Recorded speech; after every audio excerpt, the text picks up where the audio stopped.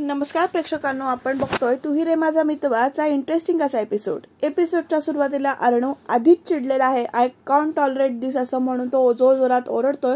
Understand असं म्हणतोय आणि मग त्याच्यानंतर ईश्वरीला पण कळत नाही बाहेर बसून नेमकं काय चाललंय ते. तर अर्णव आत ओरडतोय प्रोडक्शन डिपार्टमेंटचं काय चाललं, प्रोडक्शन लेट का झालं असं म्हणून. आन्सर मी असं म्हणून तो खूप जास्त ओरडतोय. ते एम्प्लॉईज एकमेकांकडे बघत असतात. अर्णव पुढे म्हणतो एकमेकांकडे बघत काय बसलात, आन्सर मी असं म्हणून तो सारखं बोलतोय. आणि आता प्रेक्षकांनो आकाश गेलाय आतमध्ये, बघूया आकाशला काय म्हणतोय अर्णव. आकाश म्हणतो आत जाऊन दादा काम डाऊन प्लीज काम डाऊन असं म्हणून सांगतो. तर अर्णव त्याला विचारतो प्रोडक्शन डिपार्टमेंटचं काम लेट का झालं. तर अरे सप्लायचे लिगल्स इश्यूज झालेत म्हणून रॉ मटेरियल लेट आहे आणि तुला सांगितलं होतं मी असं म्हणून आकाश पुढे म्हणतो. आणि मग लगेच अर्णव त्या सगळ्यांसमोर असं एकदम म्हणजे गप्प बसतो एकदम. आणि आकाशने सांगितल्यानंतर अर्णव त्या बाकीच्यांना म्हणतो की तुम्ही गाईज निघा गो म्हणून त्या बाकीच्या एम्प्लॉईजना इकडे जायला सांगतो. आणि आता स्वतःच इथे डोक्याला हात लावून बसलेला आहे. तर आकाश विचारतोय दादा व्हॉट हॅपन. तर आकाश अर्णव सांगतो नथिंग. मग त्याच्यात आर यू ओके. तर आय एम ओके असं म्हणून सांगतो. तू जा आणि कामाला जा असं म्हणून आकाशला पण तिकडनं पाठवून देतो अर्णव. आणि मग आपणच डोक्याला इथे हात लावून बसलेला आहे. तर ईश्वरी आकाशला बाहेर आल्यावर विचारते की सर काय झालं, सर काय एवढे चिडले. तर आकाश म्हणतो की हा राग जो होता रॉ मटेरियल्स आणि सप्लायर्स बद्दल नक्कीच नव्हता असं म्हणून आकाश ईश्वरीला सांगतो. आणि ईश्वरीकडे वेगळ्याच नजरेनं बघतो इकडे आकाश. आणि आता ईश्वरी काय करते बघूया प्रेक्षकांना पुढे. अर्णव विचार करतोय काय होतंय, मला गोष्टी विसरायला लागलोय मी कशामुळे, असं आपल्याच विचारात इकडे अर्णव आहे. आणि ईश्वरी त्याच्या पुढ्यात जाते, पाण्याचा ग्लास घेऊन उभी राहते, त्याच्याकडे बघते. आणि अर्णव डोळे मिटून असा म्हणजे असं खुर्चीवर डोकं टेकून आहे. ईश्वरी त्याला हाक मारते सर असं म्हणून. अर्णव तिच्याकडे बघतो तर ईश्वरी सांगते सर पाणी घ्या असं म्हणून. तर अर्णव तिच्या हातातनं ग्लास घेतो आणि तो टेबलवरच ठेवतो. आणि ईश्वरीचा असा पचका झालेला आहे, ईश्वरीकडे तो बघत पण नाही. आणि मग त्याच्यानंतर ईश्वरी परत हाक मारते सर काही टेन्शन आहे का तुम्हाला, कामाचं प्रेशर वगैरे आहे का. नाही मला फार काय कळणार नसलं तरी माझ्याशी तुम्ही बोलू शकता असं ईश्वरी त्याला म्हणते. आणि तुम्हाला एक जुगाड सांगू का सर असं म्हणते. मग त्याच्यानंतर अर्णव म्हणतो जुगाड. मग त्याच्यानंतर ईश्वरी म्हणते जुगाड म्हणजे आयडिया हो, गुस्सेवर अक्सर इलाज असं म्हणते.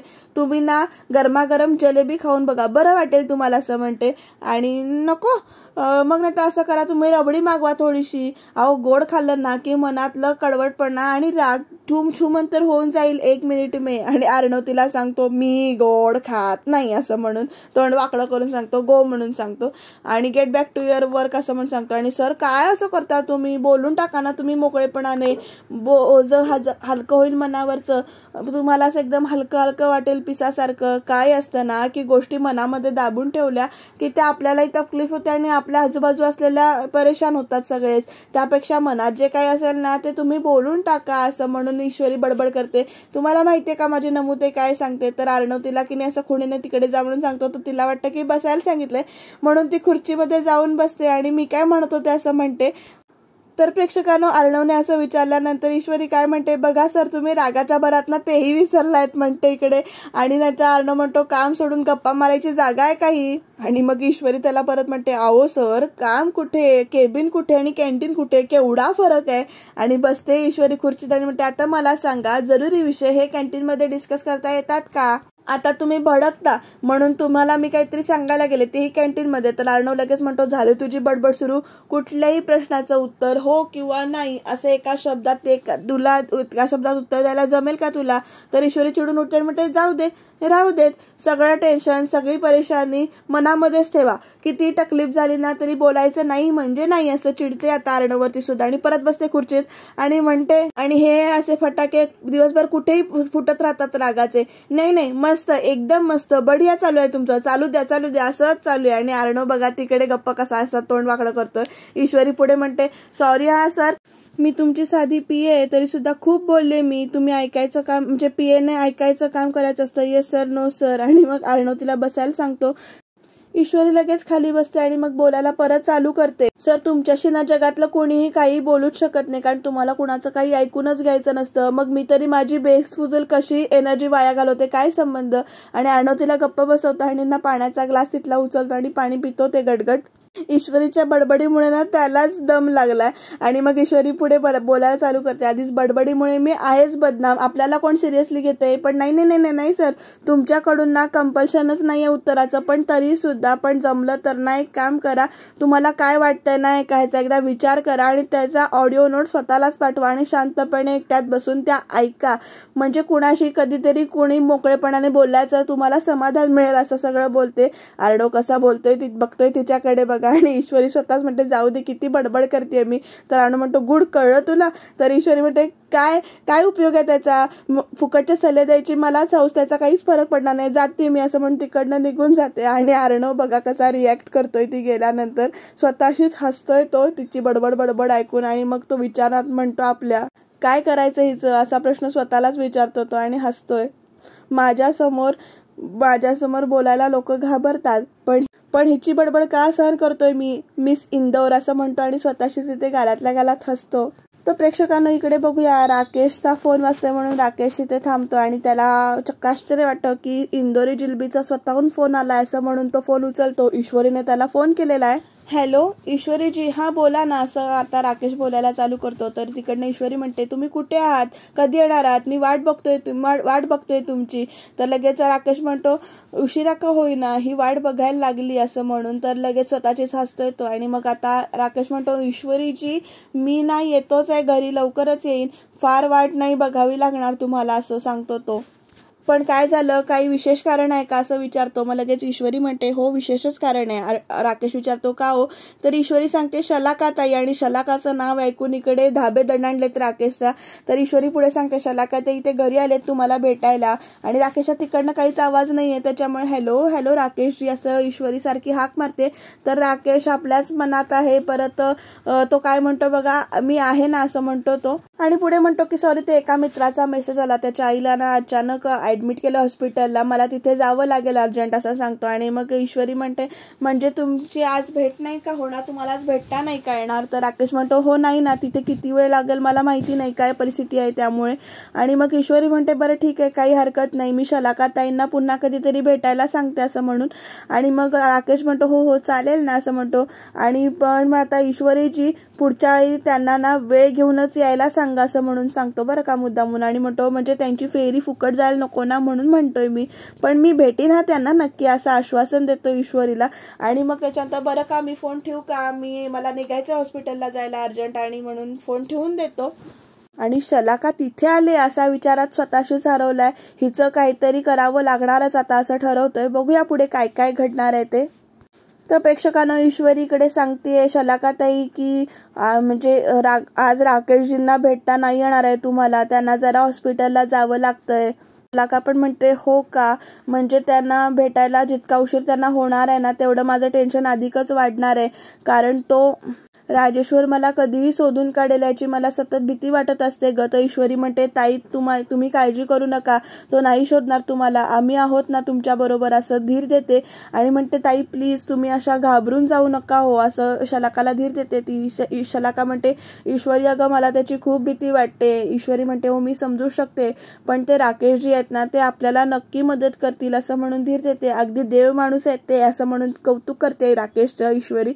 या देव माणसाचा खरा चेहरा उघडकीस आल्यावर त्यांची पूजा करायला मात्र ईश्वरीच पुढे असणार आहे बरं का. बघूया आता पुढे काय काय घडणार आहे ते.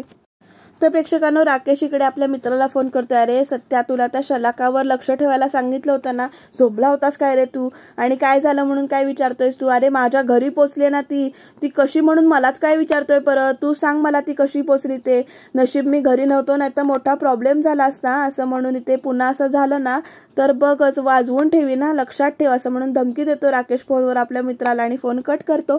तर प्रेक्षकांना ईश्वरी इथे आपल्याच विचारात आहे, तिला आठवते की अर्णव तिला सकाळी कसं बोलला होता, झाली तुझी बडबड सुरू, कुठल्याही प्रश्नाचं उत्तर हो किंवा नाही असं एका शब्दात देता येत नाही का वगैरे. आणि नम्रताना तिकडे ईश्वरीला हाक मारते पण ईश्वरीचं लक्षच नाहीये. नमू म्हणते ईशू ते इस्त्री करून आणलेले कपडे कुठे ठेवलेस वगैरे सगळं विचारते. तर ईश्वरी आपल्याच विचारात आहे. आणि मग ईश्वरींना खुणेनच असं काय काय हातवारे करून सांगते, म्हणजे इकडे ठेवले तिकडे असे कपाटात. तर नम्रता म्हणते अगं काय कुठे ठेवलेस आणि असे इशारे काय करतेस तू. तर ईश्वरी परत खुणेनं दाखवते की इकडे इकडे कपडे ठेवलेत. नम्रताला काही कळत नाही. नम्रता कमरेवर हात ठेवते, म्हणते काय चाललंय तुझं. तर ईश्वरी म्हणते ताई मी प्रॅक्टिस करते. तर नम्रता विचारते कसली. तर ईश्वरी म्हणते हे काही शब्द न बोलण्याची. नम्रता म्हणते अगं पण का ईशू, तुझी बडबड नाही ऐकली ना तर ऑक्सिजन नसलेल्या घरात असल्यासारखं वाटतं मला. ईशू अगं तू पागल आहेस का ग. मग लगेच ईश्वरी म्हणते हो पण बाकी सगळ्यांना माझ्या बडबडीचा त्रास होतो त्याचं काय. तर नम्रता म्हणते अच्छा म्हणजे अर्णव सर का. तर ईश्वरी लगेच म्हणते नाव सुद्धा काढू नकोस त्या भडकूचंचं असं म्हणते आणि गाल फुलवते आपले आणि म्हणते ताई चांगल्या मनाने मी त्यांना मदत करायला गेले होते तर नेहमी वाकड्यातच शिरतो ग तो. अगं अजून किती दिवस या माणसाला झेलायला लागणार आहे ना काय माहिती. तर नम्रता पण कशी बघते बघा. तर ईश्वरी म्हणते हे बघ मी ना ऑफिसमध्ये त्याचंच काम करत असते. काम कसं सोपं होईल, काम कसं नीट करता येईल याचा विचार करत असते मी. त्याच्या भल्याचा विचार करायला गेलं की भडकूचंदला वाटतं मी बडबड करते असं म्हणून. आणि नम्रता तिकडे गोड हसते बरं का. तर ईश्वरी म्हणते त्याला जर का शक्य असतं ना तर जगातल्या प्रत्येक माणसाला म्यूट करण्याचा रिमोट कंट्रोल मिळवला असता त्याने. ताई मी म्हटलं ना तुला त्याला ना कोणीच सुधारू शकत नाही, कोणीच नाही असं म्हणते आणि तिकडे अशी रुसून बसते करते आणि म्हणते जाऊ दे माझं लॉकेट मिळालं की मी परत कशाला जाते त्याच्याकडे किंवा परत कशाला बघते त्याचं तोंड. तर नम्रता म्हणते अगं इशू आधी लॉकेट तरी मिळू दे. हो पण ताई पण त्याला माझी बडबड मी बोलायला आवडत नाही ना म्हणून यापुढे ना मी त्यांच्याशी बोलणारच नाही असं ईश्वरी सांगते. आणि म्हणते आपण लहानपणी कशी कट्टी घ्यायचो ना तशी कट्टी घेणार आहे मी त्यांच्याशी. तर नम्रता म्हणते इशू नक्की. तर आप तो ठाणली आहे ताई असं म्हणते आणि निश्चय केलाय उद्यापासून अर्णव सरांसमोर मी एकही शब्द काढणार नाही असं म्हणून ईश्वरीने सांगितले. आणि काय म्हणत असतो तो भडकूचंद सारखं हां तर miss Indore your decibel level is नको वाटतात ना त्याला. तर आता बघ आता ही जुब्बान से आवाज नाही उठेगी असं म्हणून जोरात ओरडते आणि तिकडनं आत्याचा आवाज येतो काय झालं ग ओरडायला असं म्हणून. आणि मग लगेच ईश्वरी आपल्या डोक्यावर हात मारून घेते कारण ती बोलायच्या नादात खूपच जोरात ओरडली आणि नम्रता मात्र तिची गोड नोकझोक बडबड खूप ऐकून घेते. तर इकडे राकेश आलाय आणि आता तो काय म्हणतोय बघूया. तर जावई बापू तुमचं म्हणणं बरोबर आहे. अंजलीची इच्छा नसेल केरळला जाण्याची तर तिच्या मागे आपण लागून काय उपयोग असं अविनाश सांगत असतात राजेशला. तर अर्णव येतोय तेवढ्यात आणि म्हणतो तर राजेश म्हणतात बरं झालं अर्णव तू आलास, तू बघ बाबा आता काय करायचं ते. मी अंजलीला किती वेळा समजावतोय पण ती तयारच होत नाहीये. तर अर्णव विचारतो काय झालं. तर अविनाश म्हणतो अरे जावई बापूंनी अंजलीच्या पायाच्या ट्रीटमेंटसाठी केरळला एका सेंटरला नंबर लावला होता आणि आता तब्बल 2 वर्षांनी नंबर लागलाय तिचा. पण मग त्याच्यानंतर तो पण सांगतो हो रे खूप चांगलं सेंटर आहे अर्णव, खूप लोकांना मिळतंय आणि खूप म्हणजे पण अंजली काय नाही म्हणते ते मात्र काही कळत नाहीये. तर इकडे अविनाश हळूच म्हणतो ती आता नाहीच म्हणणार कारण इथे गुरुजी येणार आहेत अर्णव आणि ईश्वरीची पत्रिका जुळवायला असं अविनाश मनातल्या मनात म्हणतो. आणि एवढं सगळं होत असताना कशी जाईल ती. आणि मग लगेच राकेश अर्णवला म्हणतो नाही मी समजू शकतो तिला कदाचित निराश होण्याची भीती वाटत असेल, म्हणजे तिथे जाऊन अपयशच आलं तर काय असं वाटत असेल. अरे पण मी आहे ना तिच्यासोबत, अरे मी काय आपण सगळेच आहोत ना. आलं अपयश तर येऊ देत पण म्हणून काय प्रयत्न सोडायचेत का, प्रयत्न करून बघायला पाहिजेत ना असं राकेश सांगतो बरं का. इतकं समजावलं तिला पण ती नाहीच म्हणते आता. आणि आता तू बोलून बघ बाबा एकदा तिच्याशी असं अर्णवला आता गळ घातली आहे राकेशने. आणि नाही माझ्या नाही तुझ्या तरी प्रेमापोटी तरी जायला तयार होते का बघूया असं म्हणून अगदी इमोशनल होऊन अशी गळ घातले. तर अर्णव म्हणतो जिजू असं काहीच नाही आहे. तर लगेच राकेश म्हणतो तू काही चुकीचं समजू नकोस, मला काही राग नाहीये, उलट मला अभिमानच वाटतो तुमच्या नात्याचा असं म्हणून. पण अंजली ट्रीटमेंटला जायला तयार झाली तर मग त्याच्यानंतर अर्णव म्हणतो ताई जिजू काळजी करू नका मी बोलतो तिच्याशी. आणि मग अर्णव निघून जातो. अविनाश पण तिकडनं निघून जातो बाहेर. आणि मग ते निघून गेल्यानंतर राकेश बघा कसा म्हणतोय मना अर्णव आणि ईश्वरीचं लग्न जुळू नये म्हणून अर्णवलाच कामाला लावलंय मी. तो आता अंजलीला 100% कन्व्हिन्स करणार असं स्वतःशीच म्हणतो. आणि ती केरळला गेली की मग ह्या दोघांच्या लग्नाची बोलणी लांबणीवर पडणार. तर आता अंजली म्हणते इकडे बसले आवरत. तर अर्णव येतोय तिच्या जवळ. अर्णव हाक मारतो अंजलीला ताई असं म्हणून. अंजली लगेच इकडची तिकडे म्हणजे अशी बाजूला होऊन बसते. ती काहीतरी काम करते, साड्या वगैरे घड्या करत असते. तर अर्णव तिच्या जवळ येऊन म्हणतो ताई उद्या तुझी सकाळी कोचीची फ्लाईट आहे, केरळला जातेस तू असं म्हणून सांगतो तो. अंजली काहीच बोलत नाही, काहीच रिॲक्ट करत नाही त्याच्या वाक्यांवर बोलण्यावर. म्हणून तो तिच्या जवळ जाऊन बसतो, तिच्या हातातला फोन बाजूला काढून ठेवतो. आणि मग ना प्रेक्षकांनो अर्णव आणि अंजली किती इमोशनली बोलतात बघा. अर्णव सांगतो अंजलीला की मी उद्या येईन सकाळी, तिथे आपण भेटू डॉक्टरना, बोलू त्यांच्याशी असं म्हणून. तर अंजली लगेच म्हणते किती वेळाला करणार आहोत आपण हे, आणि 100% काय गॅरंटी आहे की माझा पाय बरा होईलच असं विचारते लगेच अंजली. असं मी ट्रीटमेंटसाठी जाते. आणि मग अर्णव म्हणतो 0.5% जरी चान्स असले ना तरी मी येणार आहे आणि तुला ट्रीटमेंट करायची असं तो म्हणतो. तर अंजली म्हणते दरवेळी मी ट्रीटमेंटसाठी जाते तेव्हा सगळ्यांच्या डोळ्यात एक आशा दिसते की चला आता आपली अंजली पूर्णपणे बरी होऊन येणार. पण होतं काय, ट्रीटमेंट झाली की मी अशीच अडखळत आधार घेत परत येते. बघवत नाही मला तुमच्याकडे, कारण तुम्ही काही बोलत नसला तरी तुमच्या डोळ्यामध्ये एक निराशा दिसते मला, आणि नाही होत मला सहन ते. एक वेळ मी पायाचं दुखणं सहन करू शकते, पण ते नाही सहन करता येणार मला. तुमच्या डोळ्यातली निराशा नाही सहन होत मला असं म्हणते अंजली. अर्णव तिच्या जवळ येतो आणि हाक मारतो ताई ताई असं म्हणून, आणि तिच्या हातामध्ये ना एक वस्तू ठेवतो प्रेक्षकांनो. ती म्हणजे तिचा छोटासा हत्ती आहे. तो हत्ती बघून नाही अंजली खरंच खूप खुश होते आणि ती बघते गंपू असं म्हणून बघते, आणि तो हत्ती उचलते हातामध्ये आपल्या.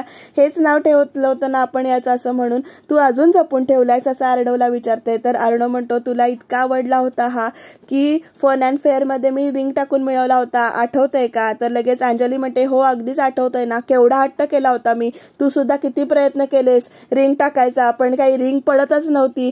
पण अगदी लास्ट चान्सला ती रिंग तू टाकलीस आणि ती गंपूवर जाऊन पडली. तर लगेच अर्णव विचारतो कुठल्या चान्सला?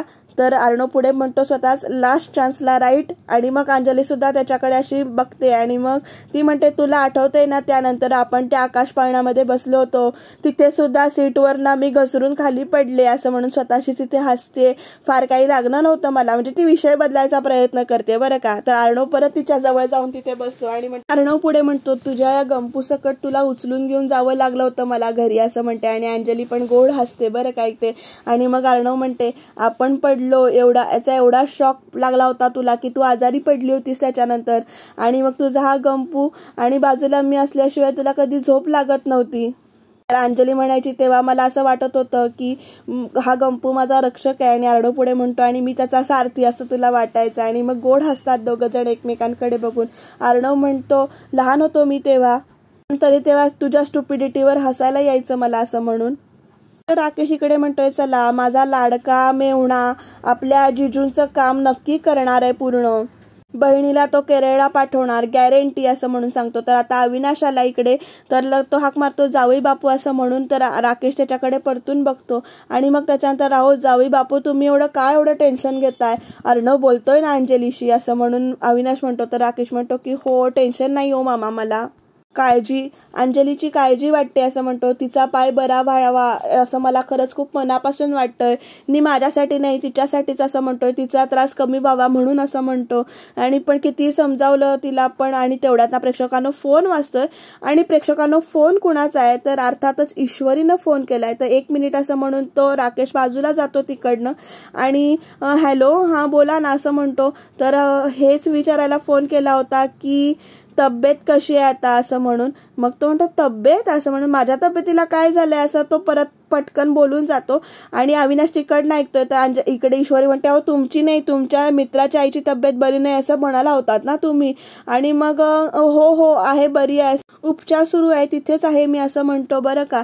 आणि मग ईश्वरी सुद्धा हसते तिकडे, आणि मामा पाठीमागे आहेत, खरं मामाने बोलणं ऐकलंय असं राकेशला वाटतंय. तर ईश्वरी पुढे म्हणते राकेशजी यावेळी शलाकाताईंनी तुमची भेट होऊ नाही शकली, पण प्लीज पुढच्या वेळी त्यांच्यासाठी वेळ काढा तुम्ही असं म्हणून सांगतो. तर राकेश म्हणतो की हो मी वेळ काढतो असं म्हणून.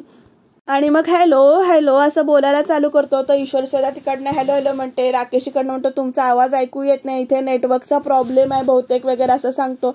हॅलो आणि नंतर नेटवर्कचा प्रॉब्लेम म्हटल्यानंतर अविनाश कसा बघतोय राकेशकडे, आणि राकेशनं पटकन फोन ठेवून दिला. ईश्वरीला सुद्धा अजब वाटते की ह्याने मध्येच कसा काय फोन ठेवला, मला तर आवाज नीट येत होता आणि ह्यांनाच कुठला नेटवर्कचा प्रॉब्लेम आहे असा प्रश्न ईश्वरीला पडलाय. बघूया आता पुढे काय काय घडणार आहे ते. प्रेक्षकांना उद्याच्या भागामध्ये इथे लावण्या ईश्वरीला विचारते मी ऐकलं तू यारशी बोलत नाहीये. तर ईश्वरी सांगते की त्यांना माझ्या बडबडीचा त्रास होतो, माझी बडबड ऐकायला आवडत नाही म्हणून मी त्यांच्याशी बोलत नाहीये, गप्प राहायचं ठरवलंय. आणि मग इकडे अर्णव म्हणतो ती माझ्याशी बोलत नाही तर मी बघतो काय करायचंय ते. आणि आता ईश्वरीला त्याच्या पुढ्यात बोलवलंय, काय होईल यांची कधी बोलतात किंवा अर्णव कसं ईश्वरीला बोलतं करणार आहे बघत राहणं इंटरेस्टिंग आणि मजेशीर ठरणार आहे. त्यामुळे तुम्ही चॅनलला सबस्क्राईब करायला विसरू नका. छान छान कमेंट सुद्धा करा आणि बघत राहा तू ही रे माझा मितवा.